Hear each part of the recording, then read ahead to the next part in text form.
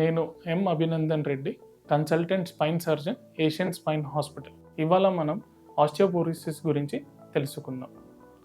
Osteoporosis అనగానేమి, దానివల్ల మనకు వచ్చే కష్టాలు ఏంటి? ఆస్టియోపోరోసిస్ అనగా ఎముకల్లో సాంద్రత తగ్గిపోవడం. ఎముకల్లో సాంద్రత తగ్గిపోవడం వల్ల ఏం జరుగుతుంది అంటే ఎముకలు బలహీనంగా తయారవుతాయి.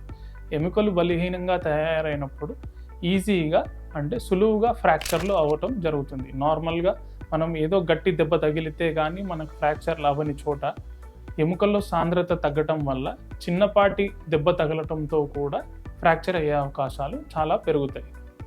కాల్షియం, విటమిన్ డి వల్ల ఎముకల్లో సాంద్రత పెరుగుతుందా లేదా? కాల్షియం అండ్ విటమిన్ డి అనేవి మనకి రొటీన్గా మనం తీసుకునే ఆహారంలో లభిస్తూ ఉంటాయి. కానీ ఒక సగటు మనిషికి 800 international units vitamin D and 1200 micrograms calcium రోజువారీ మన డైలీ రొటీన్ ఫుడ్లో అత్యవసరం. ఈ రెండు కరెక్ట్గా మనం తీసుకున్నప్పుడు ఎముకల్లో సాంద్రత అనేది మెయింటైన్ అవుతుంది. ఈ రెండు మనకు సరిగ్గా లభించనిచో మన ఎముకల్లో సాంద్రత మెల్లగా తగ్గుతూ వస్తుంది. దీనివల్ల ఎముకలు బలహీనంగా తయారవుతాయి, అంటే మనకు ఆస్టియోపోరోసిస్ మెల్లిగా వస్తుంది. ఈ ఎముకల్లో సాంద్రత అంటే ఎముకల్లో బలం గురించి మనం ఎప్పటి నుంచి ఆలోచించాలి.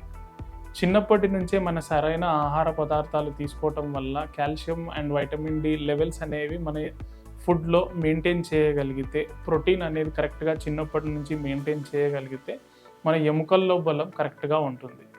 ఇవన్నీ మన ఆహార పదార్థాల్లో తక్కువగా లభించడం వల్ల పిల్లల్లో చిన్నప్పటి నుంచే ఎముకలు బలహీనంగా తయారవుతాయి. పెద్దగైన కొద్దిగా ఆ బలహీనమైన ఎముకలు ఇంకా బలహీనంగా తయారయ్యి మనం నార్మల్గా తీసుకునే స్ట్రెస్ కూడా ఆ ఎముకలు తీసుకోలేక ఆస్టియోపోరోసిస్ వల్ల త్వరగా ఫ్రాక్చర్ అవ్వటం కానీ, వంగిపోవటం కానీ, వంకర్లు తిరగడం కానీ జరుగుతూ ఉంటాయి. మన జీవన శైలి ద్వారా మనకు ఆస్టియోపోరోసిస్ ఎలా అవతరించింది?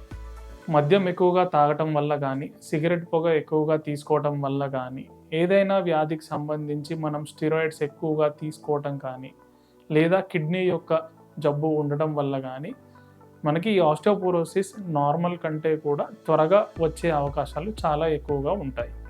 పురుషుల కంటే కూడా స్త్రీలలో ఈ ఎముకల సాంద్రత అనేది ఎందుకు త్వరగా తగ్గుతూ వస్తుంది? ఆడవాళ్ళల్లో ఈస్ట్రోజన్ అనే హార్మోన్ వల్ల ఎముకల యొక్క రీసైక్లింగ్ అనేది చాలా వరకు ముడిపడి ఉంటుంది. సో ఆడవాళ్ళల్లో పీక్ బోన్ మాస్ అనేది 30 ఏళ్లకు కరెక్ట్గా వస్తుంది. అంటే చిన్నప్పటి నుంచి ఆహార పదార్థాల్లో కాల్షియం, విటమిన్ డి, ప్రోటీన్ కరెక్ట్గా ఉండటం వల్ల పీక్ బోన్ మాస్ అనేది 30 ఏళ్ళకి కరెక్ట్గా వస్తే ఆస్టియోపోరోసిస్ అనే వచ్చే వ్యాధి తక్కువగా చూడగలుగుతాం. అదే చిన్నప్పటి నుంచి కాల్షియం, విటమిన్ డి, ప్రోటీన్ అనేది సరిగ్గా తీసుకోకపోతే మన పీక్ బోన్ మాస్ అనేది చాలా తక్కువగా ఉంటుంది. దీనివల్ల మనకి మెనోపాజ్ 50-55 ఇయర్స్ ఏజ్లో మెనోపాజ్ వచ్చినప్పుడు ఎముకల్లో సాంద్రత చాలా త్వరగా తగ్గిపోతూ వస్తుంది. దీనివల్ల ఆస్టియోపోరోసిస్ అనేది 50-55 ఏళ్ళకే వచ్చే అవకాశాలు చాలా ఎక్కువగా ఉంటాయి. ఆస్టియోపోరోసిస్ని గుర్తించటం ఎలా? దానివల్ల వచ్చే లక్షణాలు ఏంటి? ఆస్టియోపోరోసిస్ అనే దానివల్ల ఏం జరుగుతుందంటే మన ఎముకలు బలహీనంగా తయారవుతాయి. చాలా తక్కువగా దెబ్బ తగిలినా కూడా మనకు త్వరగా ఫ్రాక్చర్ అయ్యే అవకాశాలు చాలా ఎక్కువగా ఉంటాయి. ఎముకలు మెల్లిగా వంగిపోవడం స్టార్ట్ అవుతూ ఉంటాయి.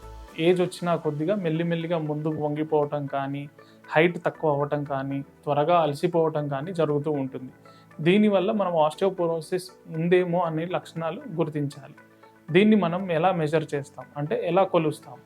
DEXA scan or BMD scan అని ఒక స్కాన్ ఉంటుంది. దీనివల్ల మనం శరీరంలో 3 భాగాలు మనం కొలుచుకొని దాంట్లో వచ్చే వాల్యూ బట్టి మనం ఆస్టియోపోరోసిస్ ఉందా లేదా అనేది తెలుసుకుంటాం.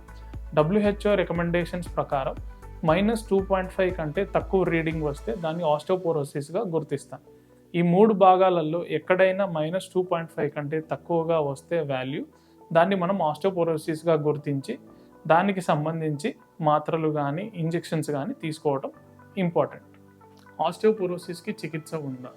ఆస్టియోపోరోసిస్ అని మనం ఒకసారి నిర్ధారించిన తర్వాత ఆస్టియోపోరోసిస్కి సంబంధించి వివిధ రకాలైన ట్రీట్మెంట్స్ ఉన్నాయి. ఆస్టియోపోరోసిస్ అని నిర్ధారించుకున్న తర్వాత బిస్ఫాస్ఫోనేట్స్ అనే మాత్రలు మనం వారంలో ఒకసారి కానీ, నెలకి ఒకసారి కానీ 5 నుంచి 7 సంవత్సరాల దాకా తీసుకోవాల్సి వస్తుంది. అది కాకపోతే రోజువారీగా ఇంజెక్షన్ తీసుకోవాల్సి వస్తుంది. టెరిపారటైడ్ అనే సింథటిక్ హార్మోన్ మనం రోజు తీసుకోవటం వల్ల కొత్తగా బోన్స్ అనేవి బలంగా బలపడడం స్టార్ట్ అవుతాయి.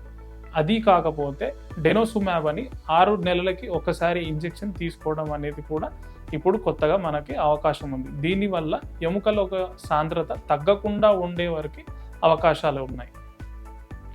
ఆస్టియోపోరోసిస్ని నివారించడం ఎలా? చిన్నప్పటి నుంచే మన పోషకాహారాల్లో వైటమిన్ డి, కాల్షియం, ప్రోటీన్ సరిగ్గా తీసుకోవటం, ఎస్పెషల్లీ ఆడపిల్లల్లో ప్రోటీన్, కాల్షియం, వైటమిన్ డి సరిగ్గా చిన్నప్పటి నుంచి ఇవ్వటం ద్వారా మన ఎముకల్లో బలం కరెక్ట్గా మెయింటైన్ చేయగలిగితే మనం ఆస్టియోపోరోసిస్ బారిన పడకుండా ఉంటాం. అదేవిధంగా రెగ్యులర్గా ఎక్సర్సైజ్ చేయటం, రెగ్యులర్గా జిమ్కి వెళ్ళటం కానీ చేయగలిగితే మనం ఎముకల్ని బలంగా మెయింటైన్ చేయగలుగుతాం. అండ్ ఆడవాళ్ళల్లో ఆస్టియోపోరోసిస్కి కారణమైన ఈస్ట్రోజన్ని మనం మెయింటైన్ చేయగలిగితే ఆస్టియోపోరోసిస్ని నివారించగలం. హిస్టరెక్టమీ అవ్వటం ద్వారా నెలసరి త్వరగా ఆగిపోవటం వల్ల కానీ ఆస్టియోపోరోసిస్ వచ్చే అవకాశాలు చాలా ఎక్కువగా. సో రెగ్యులర్గా చెకప్ చేసుకొని ఆస్టియోపోరోసిస్ని గుర్తించి దానికి తగ్గట్టుగా మందులు తీసుకుంటే ఆస్టియోపోరోసిస్ని నివారించగలం. స్మోకింగ్ అండ్ ఆల్కహాలిజం అంటే పొగ తాగటం, మద్యం సేవించటం వల్ల కూడా ఆస్టియోపోరోసిస్ రాగలదు. సో పొగ తాగటం, మద్యం సేవించకపోవడం అనేది మన ఎముకల యొక్క బలానికి చాలా మంచిది.